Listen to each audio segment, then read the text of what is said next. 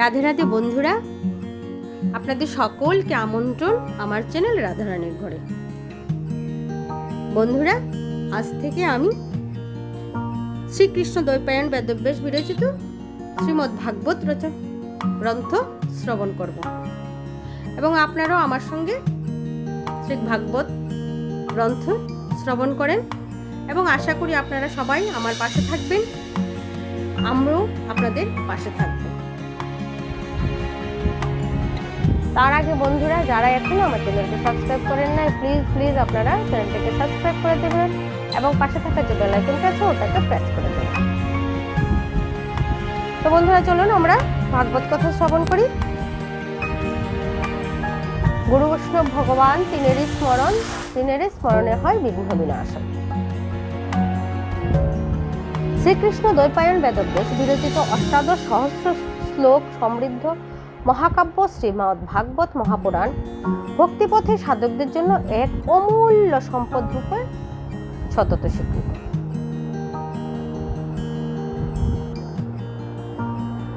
নৈমিষারণ্যে সনকাদি ঋষিগণ সুদীর্ঘ কাল ধরে এক যজ্ঞানুষ্ঠান করছিলেন। সেই স্থানে রোমহর্ষণ পুত্র সুত উগ্রশ্রবার আগমন হয়েছিল। সুত বক্তারূপে প্রসিদ্ধ ছিলেন।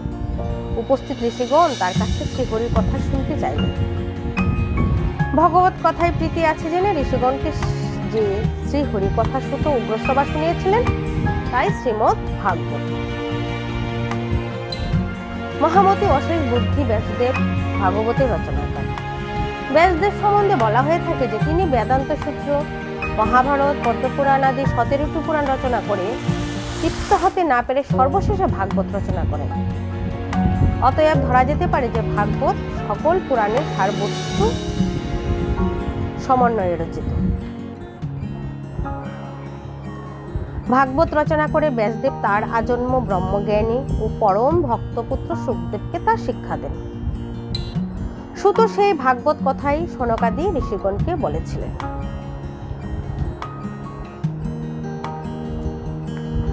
শ্রীহরির নাম ও তার যশ কীর্তনই ভাগবতের মূল প্রতিপাদ্য বিষয়।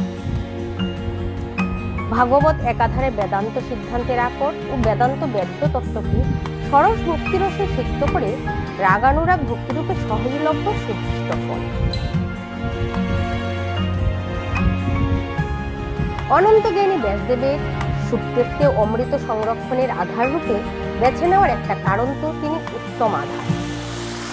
ব্রহ্মজ্ঞানী মহাত্মা শুকদেবের নামের মধ্যেও একটা বিশেষত্ব। আমরা জানি সুখ সুমিষ্ট ফল ছাড়া চঞ্চু প্রহার করে না।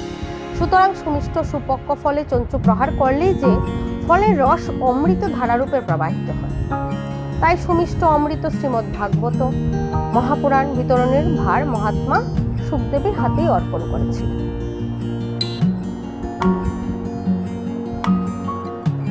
মহারাজ পরীক্ষিত স্বয়ং গুণগ্রাহী শ্রোতা, কারণ তিনি তো জন্মের পূর্বেই কৃষ্ণের দর্শন লাভ করেছিলেন। তাই তার হরিনাম সংকীর্তন শ্রবণ করবার ইচ্ছা থাকা তো স্বাভাবিক।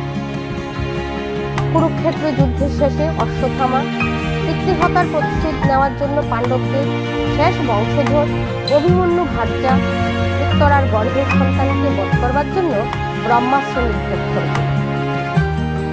উত্তরা ভগবান শ্রীকৃষ্ণের কাছে গর্ভের সন্তানকে রক্ষা করবার জন্য আর্তি জানিয়েছিল।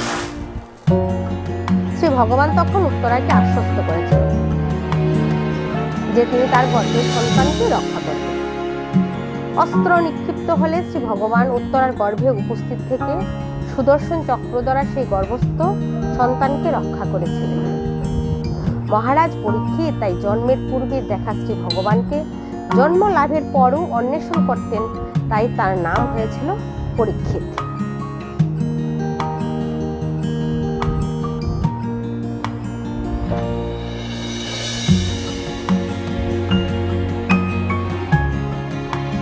চক্রবর্তী সম্রাট পরীক্ষিত পাণ্ডবদের পুত্র ছিলেন। তিনি ছিলেন অশেষ গুণসম্পন্ন ও পরম ভাগবত মহাভক্ত। এই পরীক্ষিতকে মাতৃগর্ভে ভগবান শ্রীকৃষ্ণ অশ্বত্থামার ব্রহ্মাস্ত্রকে রক্ষা করেছিলেন। শ্রী ভগবানের অচিন্ত শক্তিতে সেই দুর্নিরোধ ব্রহ্মাস্ত্র ব্যর্থ হয়েছিল। অতএব পরীক্ষিত মাতৃগর্ভেই ভগবান শ্রীকৃষ্ণের কৃপা লাভ করেছিলেন। ধৈর্যশালী পরম ভক্ত সর্ববিদ্যায় পারদর্শী পরীক্ষিত ধর্ম অনুসারী রাজ্য পালন করেছিলেন। তিনি ছিলেন জন্মেজয় আদি রাজর্ষিদের জনক, ধর্ম মর্যাদা লঙ্ঘনকারীদের শাসন করতেন।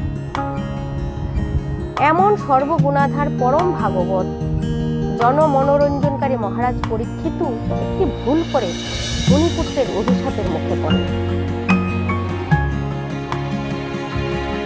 তিনি কি করেছিলেন এমন যে তিনি কি কাজ করেছিলেন যে তাহাকে এক মুনিপুত্র অভিশাপ দিয়েছিলেন? চলুন আমরা তা শ্রবণ করি।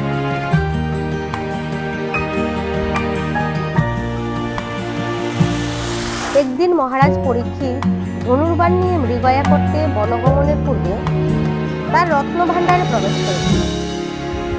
রত্নভাণ্ডারে অন্যান্য বস্তু সকলের সঙ্গে একটা সুবর্ণ নির্মিত কিরীটও ছিল। সেই কিরীটটি ছিল জরাসন্ধের, যা মহারাজ পরীক্ষিতের পিতামহ মধ্যম পাণ্ডব ভীমসেন জরাসন্ধ বধের সময় অনুচিতভাবে ছিনিয়ে নিয়েছিলেন। সেই কিরীট মস্তকে ধারণ করে পরীক্ষিত মৃগয়ায় গমন করলে তার মধ্যে জরাসন্ধের রজগুণের সংক্রমণ হয়েছিল। মৃগয়ার হরিণের অনুসরণ করতে করতে তিনি ক্লান্ত, ক্ষুধার্ত, তৃষ্ণার্ত হয়ে পড়েন। জলাশয়ের সন্ধানে ঘুরতে ঘুরতে তিনি শ্রমিক ঋষির আশ্রমে উপনীত হন ও ঋষিকে নির্মিলিত নয়নে শান্তভাবে আসনে উপবিষ্ট থাকতে দেখলেন। রাজা পরীক্ষিত তার কাছে জল প্রার্থনা করে কোনো সাড়া পেলেন না।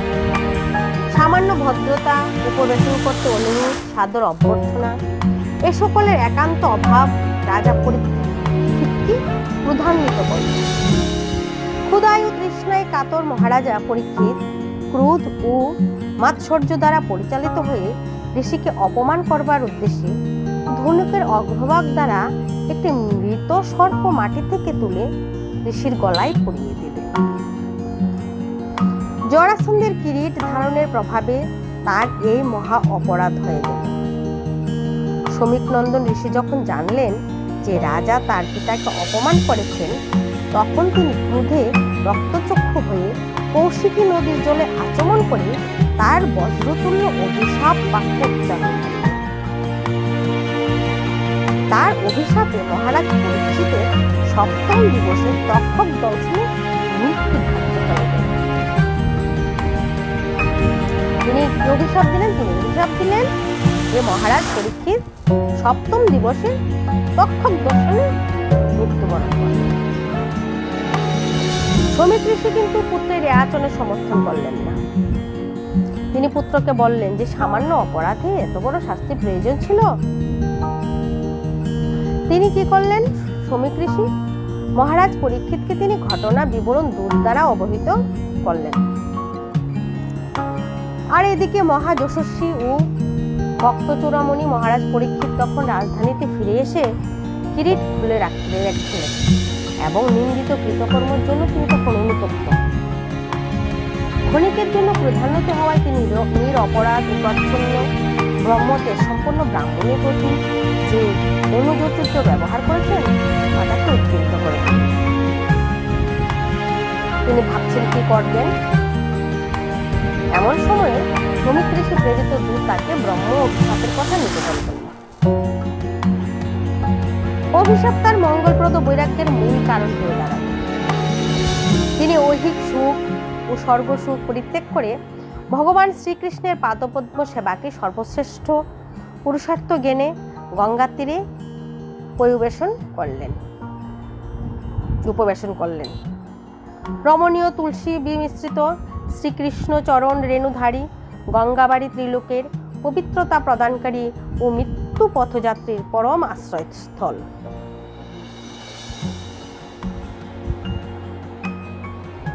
সেই পবিত্র গঙ্গা তীরে মহারাজের উপবেশনের কথা জানতে পেরে বহু বিশিষ্ট মুনি ঋষিগণ তথায় উপস্থিত হয়েছিলেন।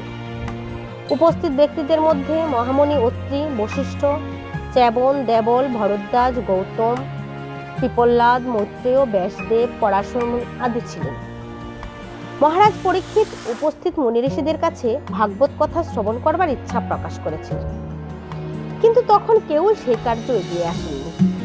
এমন সময় সেই জ্ঞানী গুণী ব্যক্তিদের সভায় শুকদেব আগমন হলো। সকলেই আজন্ম ব্রহ্মজ্ঞানী দিগম্বর অবধূতকে উঠে দাঁড়িয়ে পূর্ণ সম্মান প্রদর্শন করলেন।